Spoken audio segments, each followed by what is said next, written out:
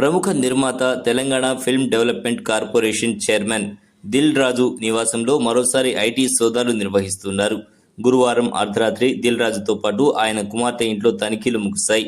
అయితే ఆయన సోదరుడు శిరీష్ నివాసంలో సోదాలు అనంతరం అధికారులు మరోసారి దిల్ రాజు ఇంటికి చేరుకున్నారు.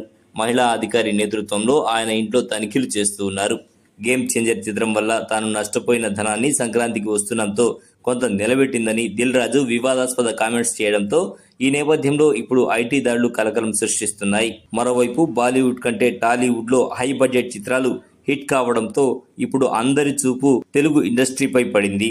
బెస్ట్ 10 మంది హీరోల్లో 5 మంది తెలుగు హీరోలే ఉండడం విశేషం. ఈ నేపథ్యంలో సంక్రాంతికి వస్తున్న సినిమా వసూళ్లపై ఆరా తీస్తున్నట్టు తెలుస్తోంది.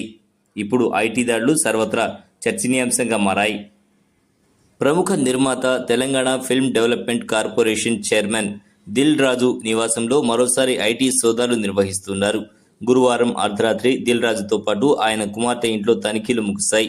అయితే ఆయన సోదరుడు శిరీష్ నివాసంలో సోదాలు అనంతరం అధికారులు మరోసారి దిల్ రాజు ఇంటికి చేరుకున్నారు. మహిళా అధికారి నేతృత్వంలో ఆయన ఇంట్లో తనిఖీలు చేస్తూ ఉన్నారు.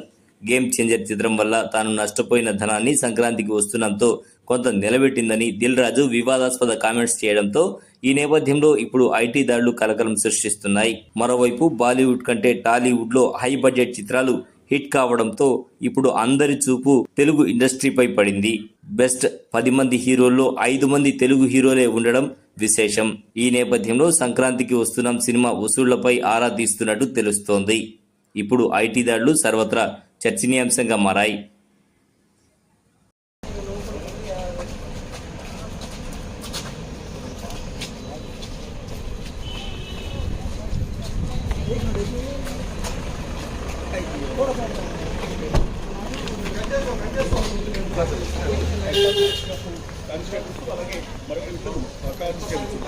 నలుగురు సెక్యూరిటీ ఉన్నారు, వెనకాల సిఆర్పీఎఫ్ వాళ్ళు.